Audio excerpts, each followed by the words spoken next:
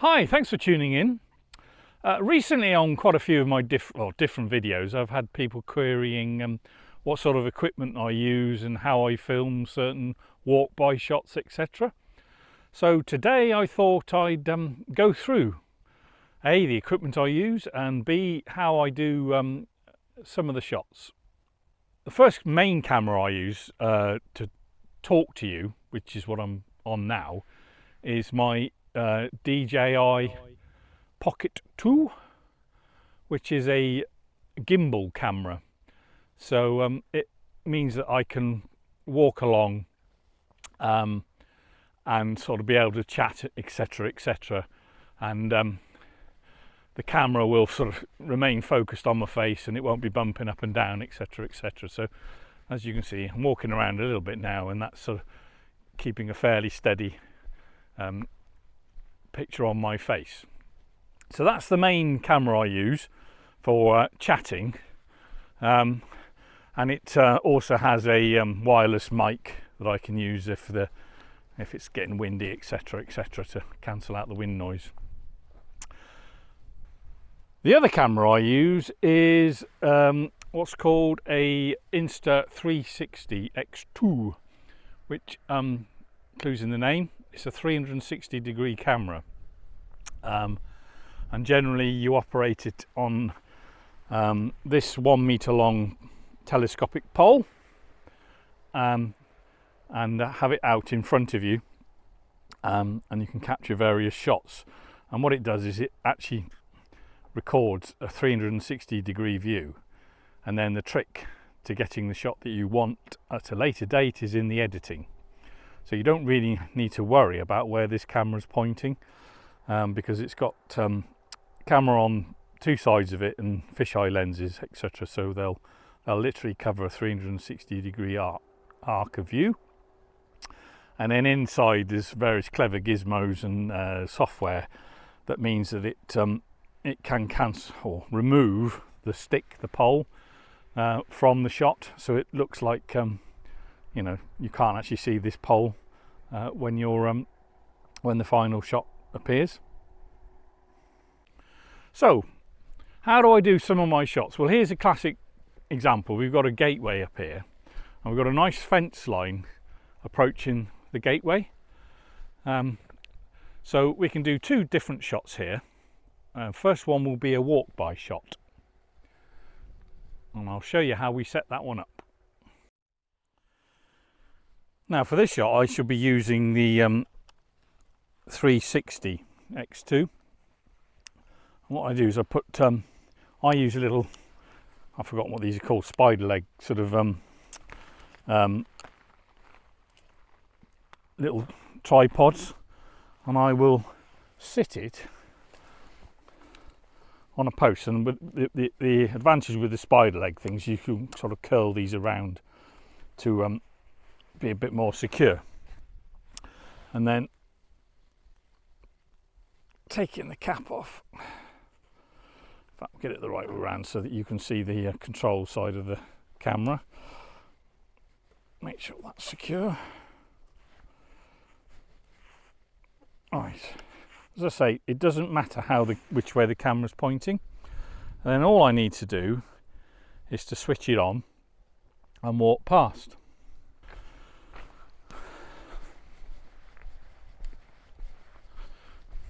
Well, what you don't get to see is I then return to the camera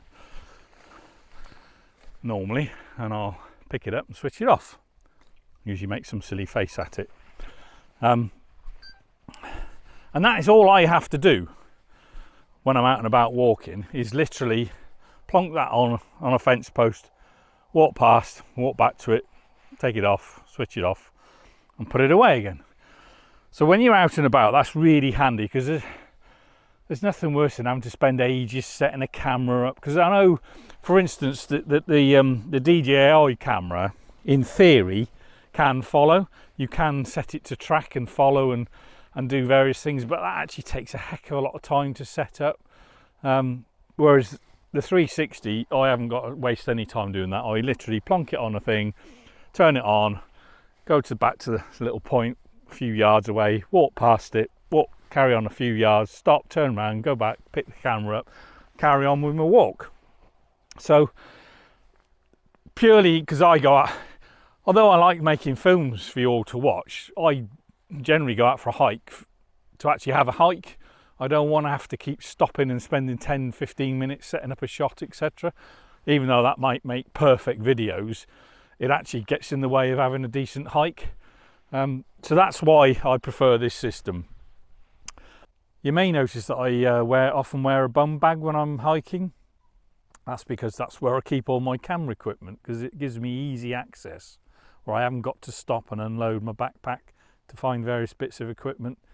So I can literally just carry on walking, get it out of the pocket and make a shot, and often not even need to stop. Another shot you quite often see me do is walking through a gateway, etc. Yeah, so in this occasion, this one's got a large, 5-bar gate, 6-bar gate next to a pedestrian gate. So this is ideal to actually set up a shot using the 360 camera. Again, what I'll do is I'll use the spider leg, and this is where the spider leg does come in handy. Hopefully you can see.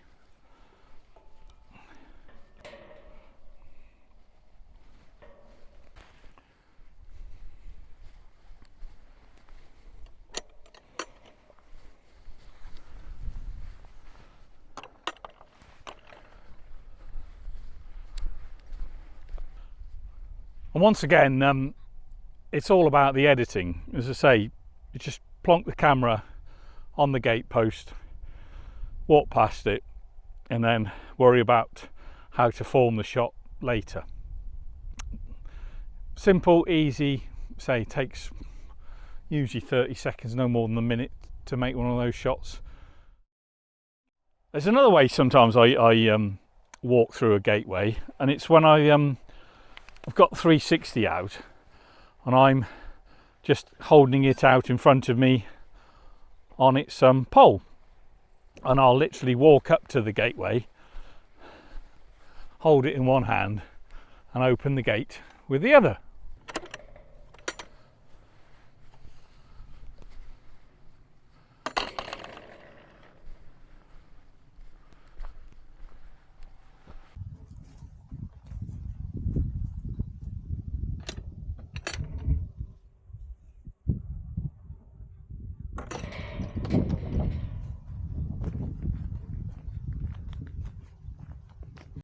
Now sometimes you might see a shot with me walking along and it's as if the drone is flying around me, sort of filming me at sort of a waist level as I walk along. And this is how I film that shot. I gradually bring it round in front. Once again, that's done using the 360 camera. And as I say, it's all about the editing later on. So it literally, this thing, I don't even stop. I just carry on walking, take the camera out, attach the pole and press record, and just do the thing round as I walk along. So that doesn't actually delay me at all doing that type of shot. Now occasionally you might see, if I'm right on the top of a hill, you might see what looks to be a drone shot, sort of from up above. So the standard pole, stick, whatever you want to call it, for the 360 is 1 meter long, but you can get one of these which is a 3 meter pole. So I have to stand back to fully extend it, but it does go all the way to 3 meters, so it's quite a long thing. So we'll set up a shot. So it's a similar sort of principle as the other ones. So I'd literally just have it, can you see me? Hello, I think I'm in view. I'd literally just have it, and I'll move it round in front of me, but obviously it's high up. Just do it like that, or you can actually turn round with it and do that sort of a view. Or sometimes if I'm feeling particularly dexterous, I might try and do that. But that doesn't always work and is not easy to do. That's crap actually. But yeah, that's one way of doing it, or you can even do it further out but at sort of waist level. That's sometimes perhaps a bit easier to do. Pass your hands around.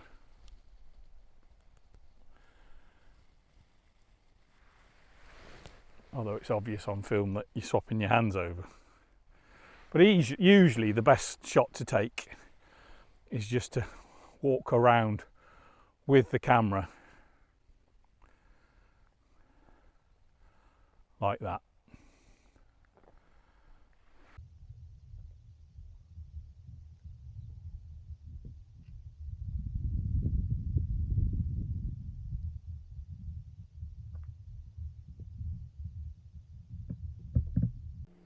Now, anybody who does watch my videos often sees that at the end I have a little bit of video that shows the route that I walked using an app called Relive. And that app obviously is on my phone. So yes, somebody asked, do I use a phone? So every now and again, yes, I do use a phone. But I mostly use the phone to take shots for that final end video. Sometimes I incorporate those shots into the video I make before that, but mostly I use it just for that, because that app actually does use an awful lot of battery power, because it's constantly using GPS to show where we are, etc. So actually it does really eat into your battery power. So when I've been on some of these long through hikes, that app will use all the battery up in the phone within sort of 7-8 hours. The battery will be flat. So it does use a heck of a lot of battery power to use the Relive app, hence why I don't really use the phone to do any other sorts of filming. So having finished your walk, you've now got the business of editing all the videos. As I said earlier, the 360 is fantastic for just being able to set up a shot and quickly carry on walking, so it doesn't interrupt your hike too much. But when you get back, or when you've stopped your hike, then that's when you need to edit it and turn it into something even remotely looking like a half decent shot. There's two ways you can sort of edit it. Firstly, there is a 360 app that goes on your phone, and you can actually edit everything via your phone. You Wi-Fi to the camera from your phone. You don't even need to take the SD card out, and you can transfer all the files across from your camera to your phone, and then edit using the 360 software. It's actually got an awful lot of built-in software where it will do half the work for you. Personally, I prefer to edit on my PC, purely because I've got some editing software that I produce the final video, so I still use a 360 app on the PC, but I then transfer, once I've edited it into a version of a film, to then put all the clips together I've used from the DJI camera and say sometimes my iPhone, and put them all together into a coherent film. And I prefer to do that on my PC. You could actually do the whole thing on your phone, because even the DJI has an app where, once again, through Wi-Fi, you can transfer the files from the DJI Pocket 2 straight through to your phone, and edit those shots using the DJI app. But I do have, I've forgotten what it's called now, I do have an app on my phone to be able to produce videos, but I'm not very proficient at using it. And so, as I say, I'm better at using the software I've got on my PC to actually produce a video. So that's what I tend to do. Anyway, I hope this has sort of given you some idea as to how I make the shots. I'm no expert. It's still a steep learning curve for me. I'm getting a bit better, but hence why I make videos, just to try and get a bit better and a bit better. So, you know, don't be looking at me as the gospel on how to do things. It's just the way that I found that works for me at the moment. But I'm constantly learning new techniques, so that'll probably evolve over time.